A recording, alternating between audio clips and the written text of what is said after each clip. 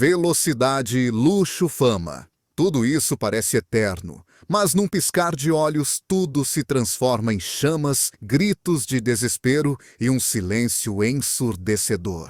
Isso não é o roteiro de um filme de ação, é a dura e crua realidade da vida. Estrelas que brilhavam com mais intensidade que o próprio sol acabaram esmagadas pelo destino implacável, presas cruelmente entre o aço retorcido e o asfalto frio. Estas são as histórias mais perturbadoras de mortes de celebridades que ocorreram dentro de um carro em momentos onde tudo saiu completamente fora de controle. Começamos com Paul Walker. Era um dia como outro qualquer, uma manhã de sábado tranquila e ensolarada na cidade de Los Angeles. Paul Walker, o carismático ator de 40 anos, mundialmente adorado por seu papel icônico como Brian O'Connor. Na famosa saga Velozes e Furiosos, estava passando um tempo precioso com sua mãe e sua filha de 15 anos, a jovem Meadow. Eles planejavam escolher a árvore de Natal juntos, uma cena familiar calorosa e quase perfeita, mas um telefonema inesperado mudou o rumo do destino para sempre. Paul havia esquecido completamente que tinha um evento beneficente agendado para aquele dia. Ele se despediu com aquele sorriso inconfundível, sem saber que aquela seria a última vez que veria o rosto de sua filha. Ele entrou num Porsche Carrera GT de 2005 ao lado de seu grande amigo Roger Rodas, que era um piloto profissional experiente e dono da oficina onde o evento beneficente estava sendo realizado. Poucos minutos depois, o rugido feroz do motor cortou o ar.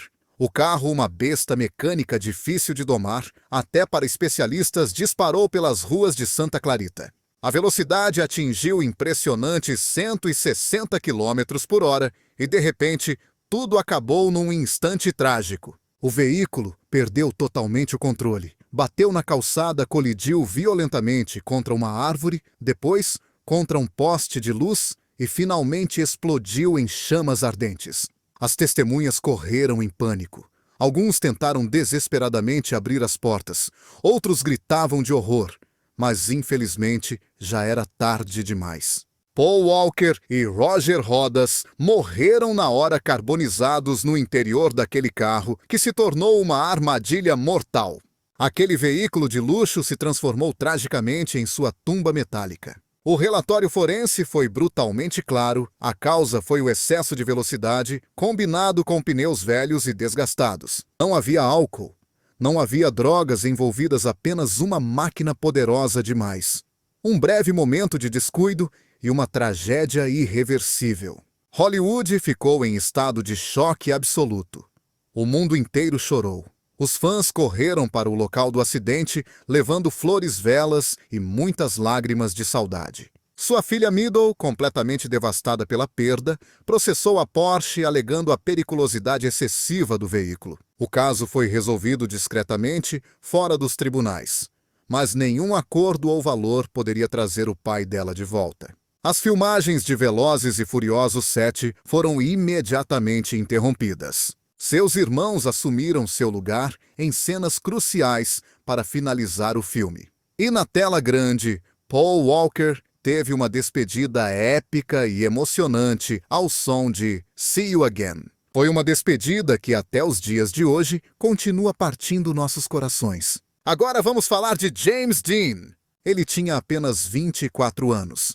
Tinha fama, beleza e uma carreira que mal começava a brilhar no céu estrelado de Hollywood.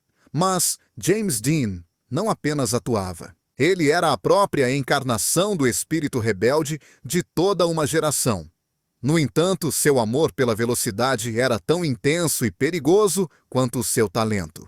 E um dia essa paixão avassaladora o empurrou direto para o abismo. Era dia 30 de setembro de 1955.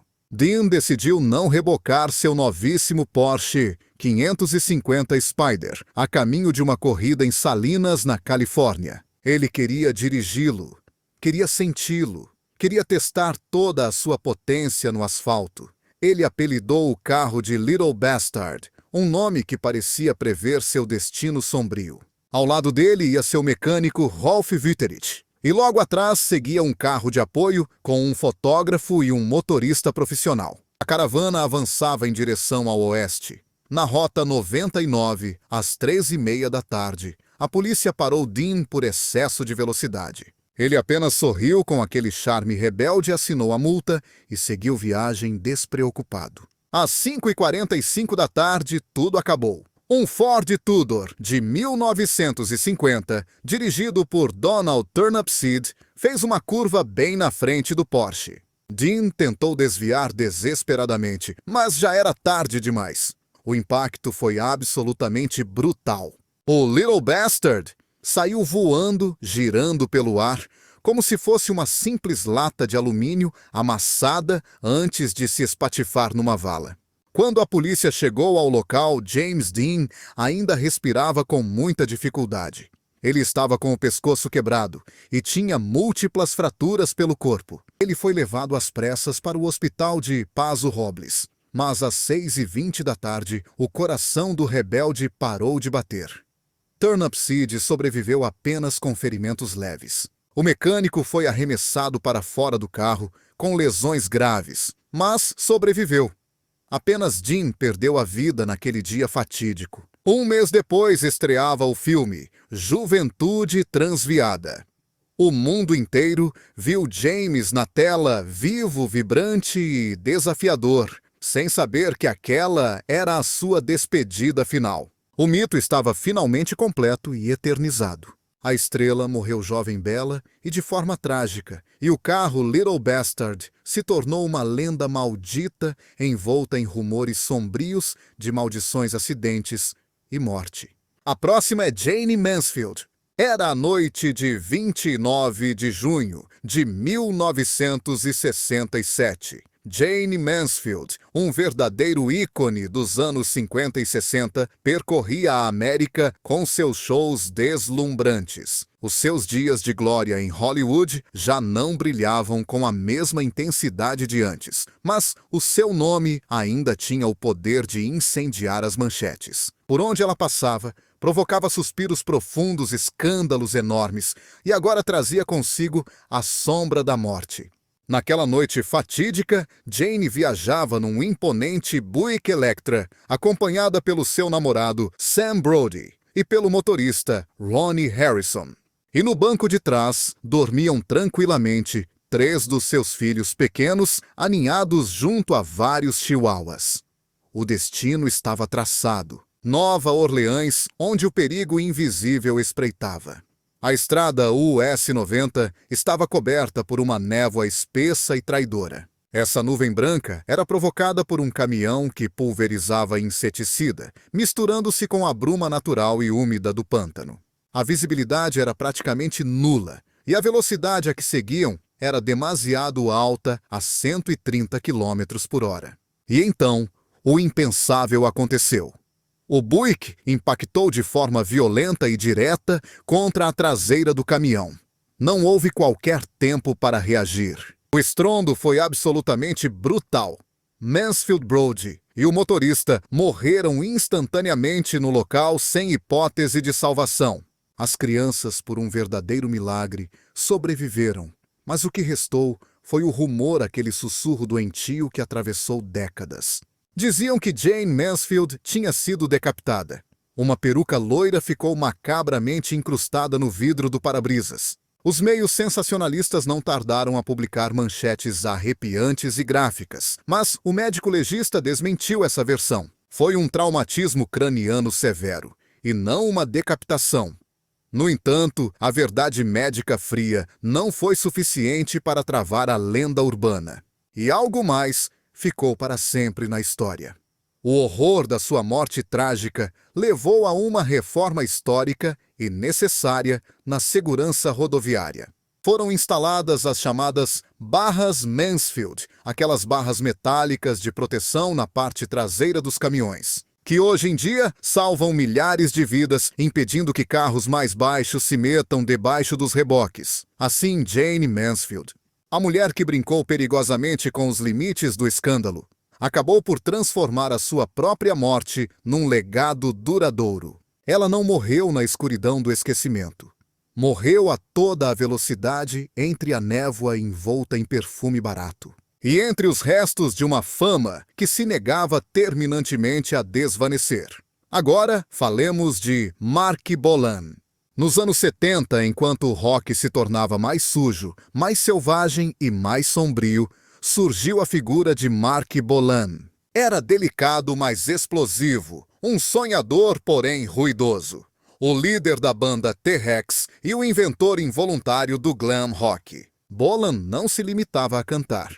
Ele tecia universos inteiros entre guitarras elétricas estridentes, muitos brilhos e botas de plataforma. As suas letras falavam de unicórnios mágicos, galáxias distantes e casacos cheios de águias.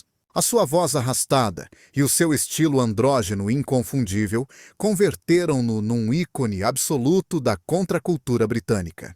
Mas como muitos da sua época dourada, ele vivia rápido de forma intensa e com uma estranha e mórbida obsessão pela morte. Curiosamente, ele nunca aprendeu a conduzir precisamente porque tinha um medo terrível e irracional de carros. E foi ironicamente na condição de passageiro que a profecia se cumpriu. Na noite de 16 de setembro de 1977, o Marc ia num pequeno Mini 1275 GT, conduzido pela sua namorada Gloria Jones, cantora e mãe do seu filho. Eles circulavam pela estrada A40 Westway, uma conhecida autoestrada londrina. Iam de regresso a casa depois de uma noite aparentemente tranquila. Mas numa curva traiçoeira, o carro saiu de controlo e chocaram violentamente contra uma árvore à beira da estrada. Marc Bolan morreu no ato devido a lesões severas na cabeça. Tinha apenas 29 anos de idade. A Glória sobreviveu com ferimentos graves. Em segundos, o mundo perdeu um dos seus espíritos mais extravagantes e coloridos. O local do acidente transformou-se num santuário. Os fãs deixavam flores, discos de vinil e cartas emocionadas. Ninguém conseguia acreditar. Um homem que parecia viver fora do tempo, de repente, converteu-se em poeira estelar. Marc Bolan não foi um roqueiro comum. Foi um visionário, uma criança grande eternamente agarrada a uma guitarra. Preso entre a fantasia e a tragédia.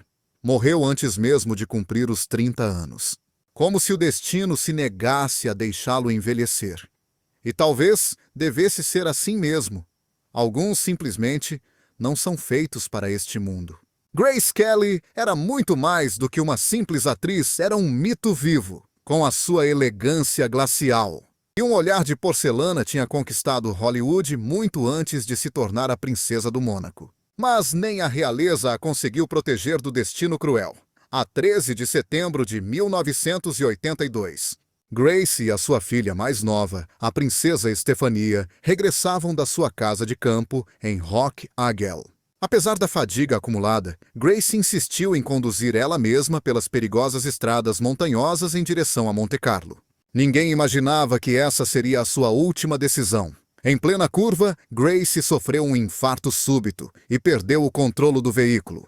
O Rover negro caiu mais de 30 metros por um barranco abaixo. A Estefania sobreviveu, mas a Grace não teve tanta sorte e foi levada de urgência. Ela passou 24 horas angustiantes em coma, mas infelizmente os danos cerebrais eram profundos e irreversíveis. O príncipe Rainier, com o coração em pedaços, teve de tomar a dolorosa decisão de desligar o suporte vital que a mantinha aqui. No dia 14 de setembro, o mundo inteiro sentiu a perda da sua amada princesa. E foi exatamente nesse momento de luto que os rumores começaram a surgir com força total. A grande pergunta era: e se não fosse a Grace quem estava a conduzir? Alguns afirmaram que a jovem Estefania, menor de idade e sem carta de condução, é que estava ao volante. Ela, no entanto, negou isso veementemente durante toda a vida. Ela explicou repetidas vezes que só saiu do carro pelo lado do condutor, porque a porta do passageiro estava completamente bloqueada e amassada devido ao impacto. O funeral, realizado 4 dias depois, transformou-se num evento global. Mais de 100 milhões de pessoas pararam tudo para assistir à cerimônia através da televisão, unidas na dor. Monarcas, grandes estrelas de cinema, políticos influentes, todos compareceram para se despedir da mulher que atravessou o ecrã para se tornar uma verdadeira lenda eterna. Brandon the Wilde. Em 1953, um rapazinho de apenas 11 anos roubou o coração de todos os Estados Unidos com apenas uma única frase marcante: Shane volta, Shane. Essa foi a voz inesquecível de Brandon de Wilde a interpretar o pequeno Joey no clássico do faroeste Shane. A sua atuação foi tão honesta, tão carregada de emoção genuína, que lhe valeu uma honrosa nomeação para o Oscar, mesmo sendo apenas uma criança. Ele era terno, era absolutamente brilhante e parecia sem dúvida estar destinado a alcançar a grandeza em Hollywood. O Brandon não foi apenas uma estrela fugaz. Durante a adolescência, trabalhou incansavelmente em filmes, no teatro e na televisão. Ele tinha uma maturidade estranha para a sua idade, uma tristeza doce e profunda nos olhos, como se já soubesse que não iria chegar muito longe. Participou em filmes importantes como The Missouri Breaks e em episódios da icônica série The Twilight Zone, sempre a demonstrar uma sensibilidade artística que muito poucos atores adultos conseguiam sequer igualar. Mas nos anos 70, o seu brilho começava a desvanecer-se. Hollywood estava a mudar, e as drogas, a fama precoce e as exigências brutais do meio começavam a pesar. Mesmo assim, o Brandon não se rendeu. Ele continuava a atuar, continuava a sonhar com o futuro. Até que chegou aquela noite fatídica. No dia 6 de julho de 1972, Brandon conduzia o seu carro por Denver, no Colorado. Tinha 30 anos e ia encontrar-se com uns amigos músicos. Ninguém sabe exatamente o que aconteceu. Talvez uma distração, talvez o cansaço acumulado, mas a verdade é que ele perdeu o controle do veículo. O seu carro chocou violentamente contra uma barreira metálica de proteção. O impacto foi devastador e letal. O Brandon morreu antes mesmo de chegar ao hospital. Foi tudo assim, tão simples, tão rápido e tão cruel. O menino que uma vez gritou desesperadamente pelo seu herói no ecrã já não voltaria mais. Não haveria segunda oportunidade, não haveria redenção tardia, apenas uma carreira cortada pela raiz e uma indústria que perdeu um dos seus intérpretes mais puros. Hoje em dia, infelizmente, poucos se lembram do seu nome. Mas aqueles que o viram atuar, os que ouviram aquele grito em Shane, sabem que Brandon de Wilde foi muito mais do que uma promessa. Foi uma verdade curta, luminosa e dolorosamente efêmera. A Princesa Diana. Paris, 31 de agosto de 1997. A cidade do amor brilhava sob as luzes da noite, mas aquela noite não seria romântica, seria fatal. Diana Spencer, a princesa que noutros tempos foi parte essencial do coração da coroa britânica. Ela tentava desaparecer não da história, mas da lente invasiva dos paparazzi que a perseguiam como sombras raivosas. Depois de jantar no luxuoso Hotel Ritz com o seu companheiro, o milionário Dodi Al-Fayed, Diana entrou num Mercedes juntamente com ele, o motorista Henry Paul e um guarda-costas. Era uma tentativa desesperada de escapar da atenção sufocante da comunicação social, mas a caçada humana já tinha começado. Ao saírem do hotel, foram seguidos por fotógrafos em motos. O motorista acelerou bruscamente para tentar perdê-los de vista. Entraram no túnel da Ponte de l'Alma a uma velocidade vertiginosa a mais de 120 km por hora. Ali, debaixo da terra, longe do alcance da luz natural, tudo terminou numa questão de segundos. O Mercedes perdeu o controle e colidiu violentamente contra o pilar número 13 do túnel. O Dodi morreu no ato. O Henry Paul também faleceu ali. A Diana foi encontrada ainda com vida, mas por um fio. Tinha ferimentos internos graves, o tórax esmagado e sangrava sem controlo. Foi levada de urgência para o Hospital Pitié-Salpêtrière, onde os médicos lutaram durante horas para a salvar. Mas às 4 da madrugada, o seu coração parou. O mundo inteiro ficou paralisado em choque.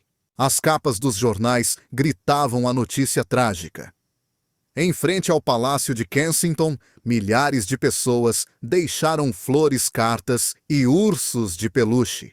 Mais de 2.000 milhões de pessoas assistiram ao seu funeral pela televisão, unidas no luto.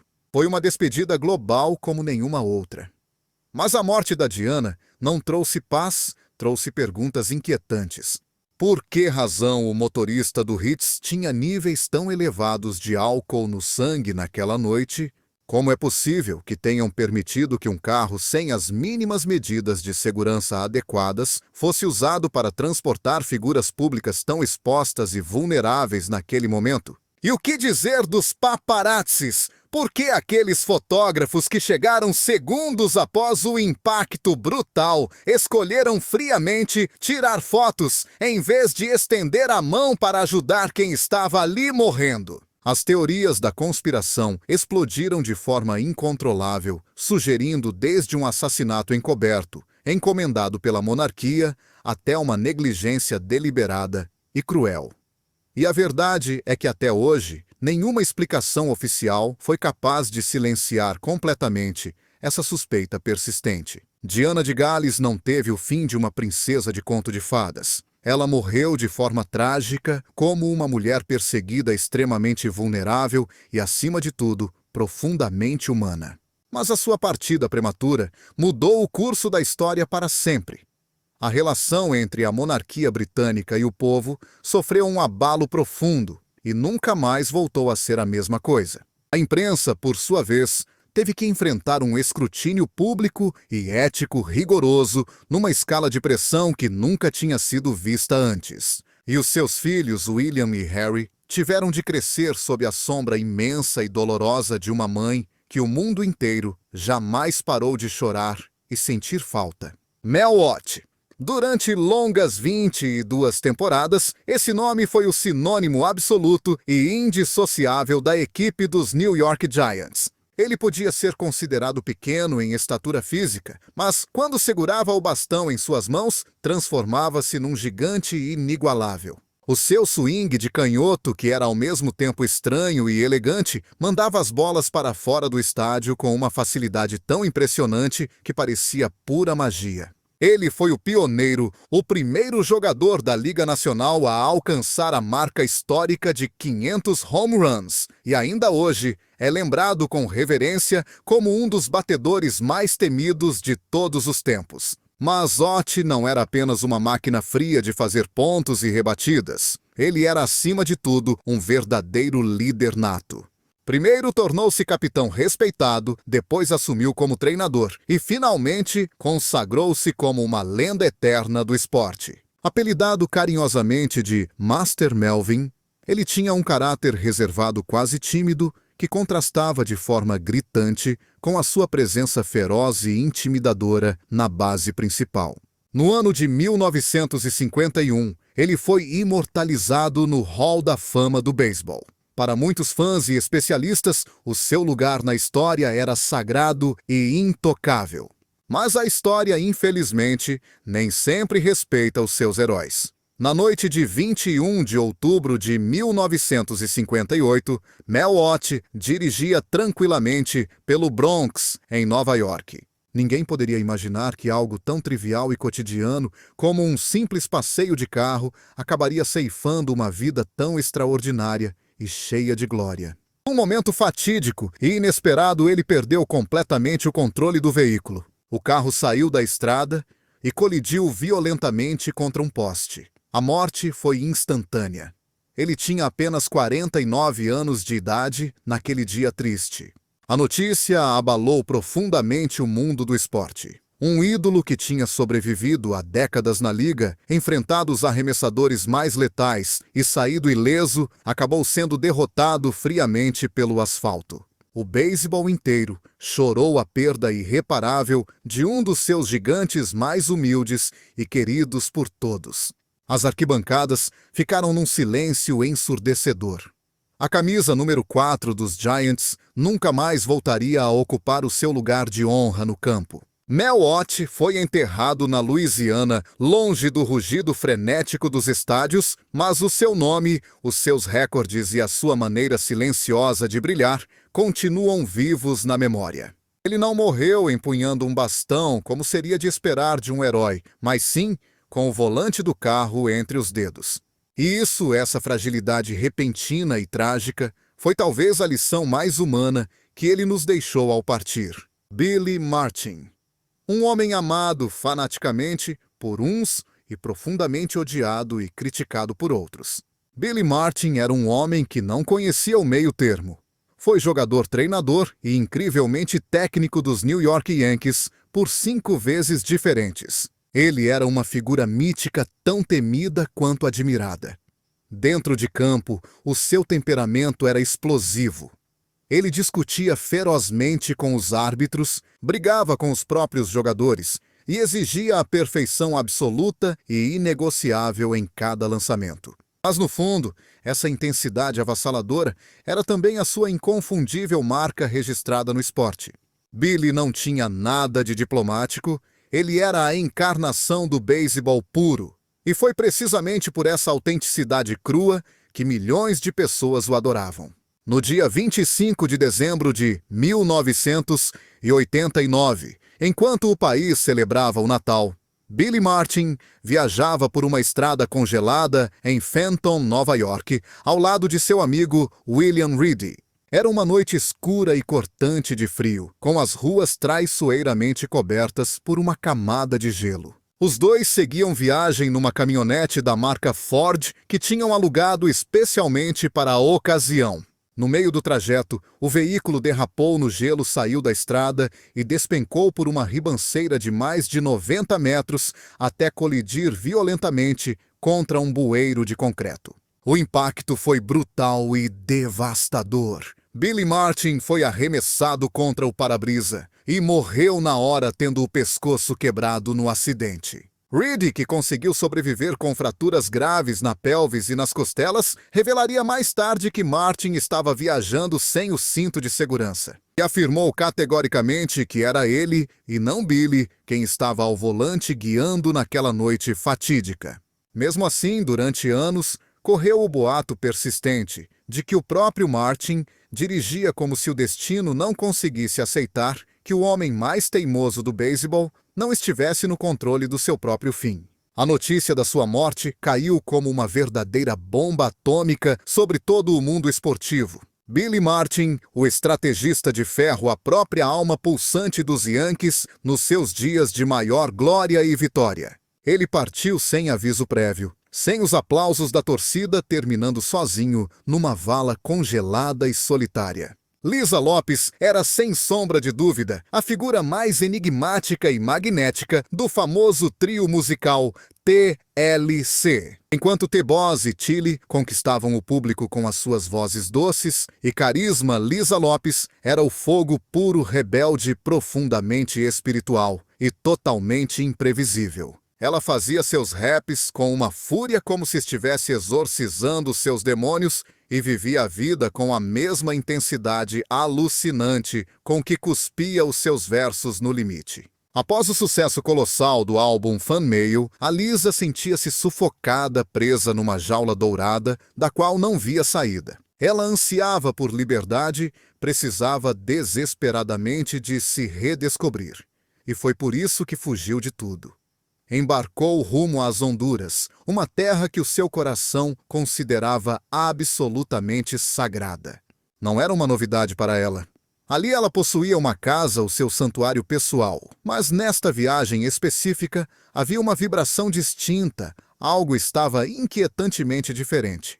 Em abril de 2002, ela chegou ao local rodeada pelas pessoas que amava, amigos íntimos, familiares e uma equipa completa de documentaristas. O objetivo era claro e profundo. Ela estava a filmar a sua própria jornada espiritual, uma busca intensa pela paz interior. Visitava as comunidades garífunas locais, trocava conhecimentos ancestrais com xamãs e fazia reflexões profundas sobre a vida e a morte diante das câmaras. Num momento arrepiante, olhando fixamente para a lente, ela confessou com uma calma assustadora: não ficaria surpreendida se morresse jovem, tal como aconteceu com o Tupac. No dia 25 de abril, enquanto conduzia uma caminhonete Mitsubishi numa estrada rural poeirenta, a Lisa tentou desesperadamente desviar-se de outro veículo que se cruzou subitamente no seu caminho.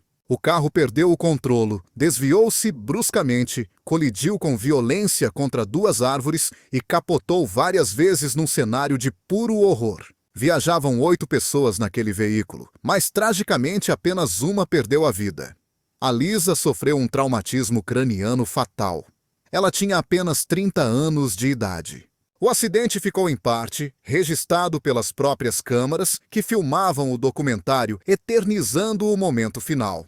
Os últimos dias da sua vida seriam reconstruídos anos mais tarde na obra The Last Days of Left Eye, onde a sua voz, o seu olhar profundo e as suas premonições nos estremecem até aos dias de hoje. A sua morte deixou um vazio irreparável no grupo TLC, abalou as estruturas do RB e despedaçou os corações de todos aqueles que a amavam.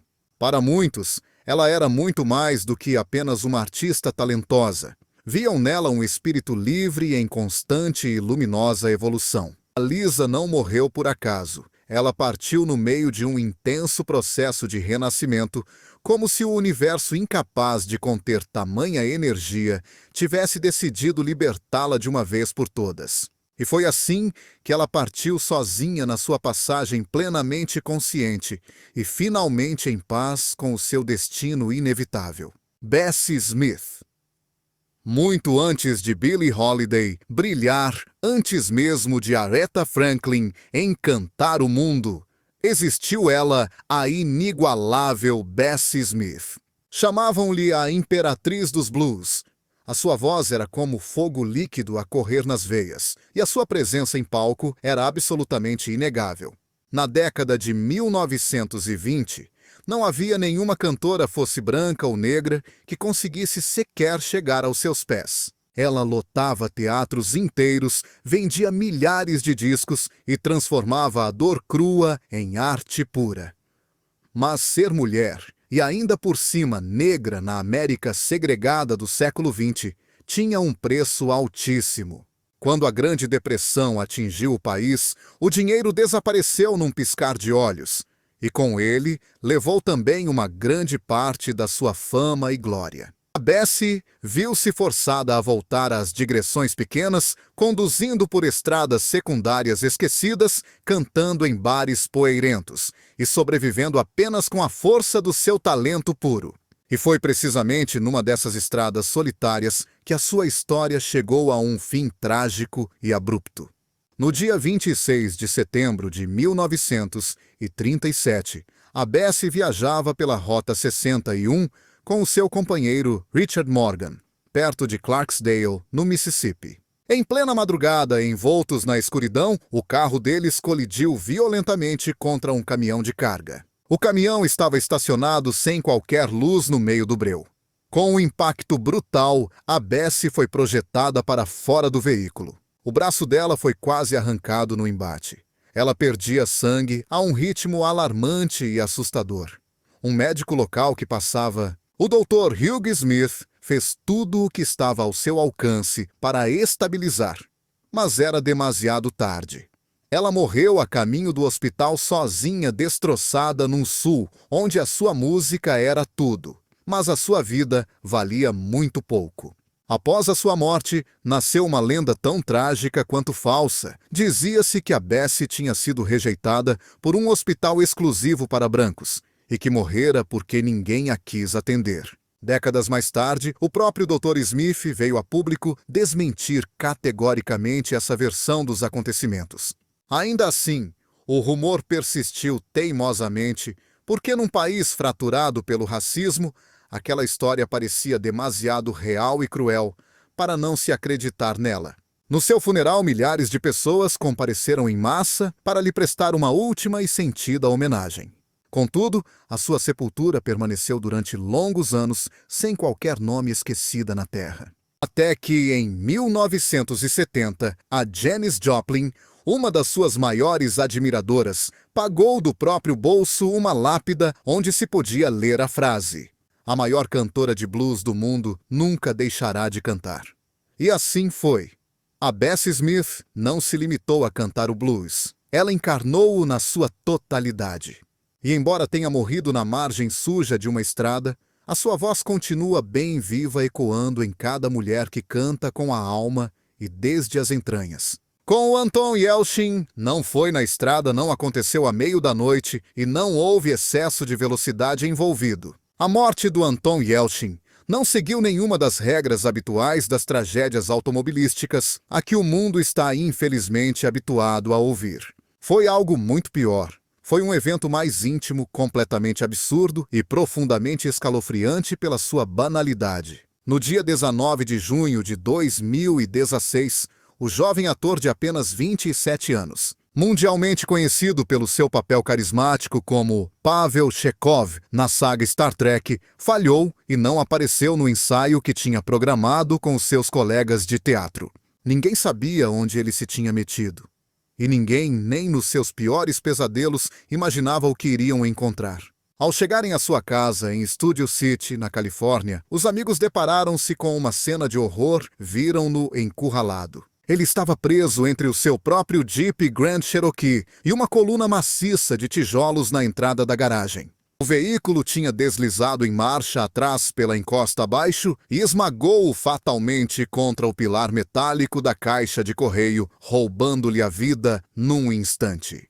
O impacto aconteceu de forma silenciosa, mortal e tragicamente sem nenhuma testemunha por perto para contar a história.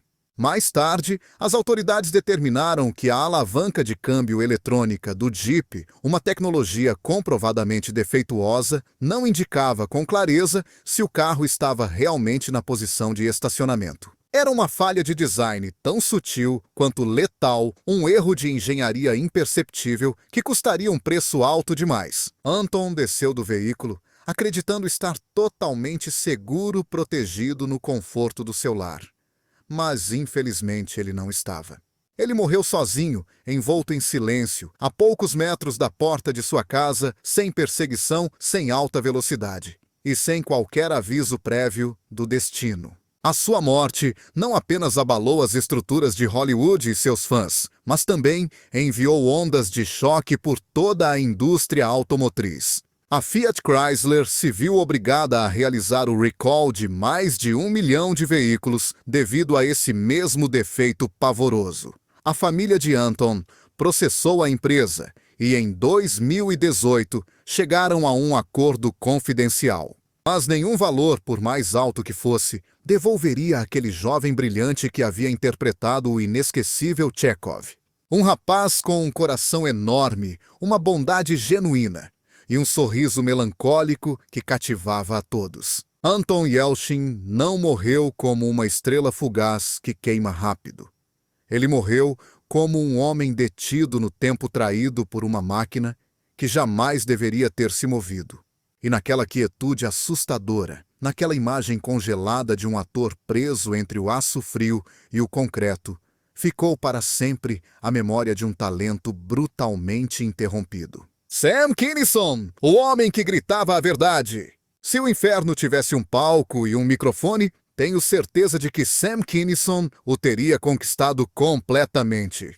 De pastor evangelista convertido em comediante maldito, a trajetória de Sam era única. Ele não falava, ele gritava com a alma. Suas rotinas de comédia eram agressivas, brutais e absolutamente hilárias. Ele atacava sem piedade a religião, o sexo, a política e principalmente a si mesmo. Nos anos 80, sua voz rasposa, inconfundível e seu estilo selvagem o transformaram em um verdadeiro ícone do stand-up americano. Mas por trás daquele grito ensurdecedor, havia um homem marcado por cicatrizes profundas, abuso, vício e uma busca constante por uma redenção que parecia incompleta.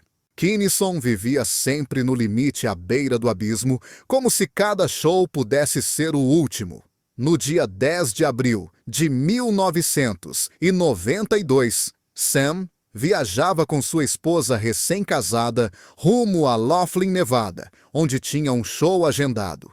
Eles tinham se casado apenas 6 dias antes. Aquele era para ser um novo começo, uma nova chance de felicidade. A estrada desértica se estendia tranquila e silenciosa à frente deles. O sol estava se pondo e o futuro parecia finalmente aberto. Então, de repente, do nada, uma caminhonete vermelha dirigida por um jovem de 17 anos, sem habilitação e completamente bêbado, invadiu a pista contrária e colidiu de frente com o carro de Sam. O impacto foi devastador, um estrondo de metal retorcido. E Kinison fatalmente não estava usando o cinto de segurança. Ele foi arremessado com violência contra o para-brisa e ficou estendido no asfalto quente, sangrando, enquanto sua esposa gritava desesperadamente por ajuda. Poucos minutos antes de morrer, segundo testemunhas no local, Sam abriu os olhos e sussurrou algo que ninguém conseguiu compreender de início. Logo depois, disse em voz baixa, conversando com o invisível: "Não, eu não quero morrer. Por que agora?" E então, num suspiro final de aceitação, disse: "Está bem, está bem." E assim, ele partiu aos 38 anos. Uma voz poderosa que nunca pediu permissão para falar finalmente se apagou para sempre. O jovem responsável pelo choque trágico foi condenado, mas saiu livre após cumprir um tempo ridículo de pena. O mundo do humor chorou a perda não pela sua doçura, coisa que ele não tinha, mas pela sua verdade crua. Choraram por sua honestidade suja, quebrada e brilhante, que nos fazia rir de nossas próprias desgraças. Agora vamos falar de Angie Stone. Angie Stone levava uma vida construída sobre harmonias complexas. Com o passar dos anos, ela deixou uma marca imborrável na história da música. Ela foi uma das pioneiras do hip-hop feminino, a verdadeira alma do neo soul e dona de uma voz capaz de transformar qualquer dor em pura beleza. A música dela atravessou décadas, quebrou barreiras de gêneros e tocou o coração de várias gerações. E, no entanto, nem sua voz majestosa, nem seu legado impressionante puderam protegê-la das peças que o destino prega.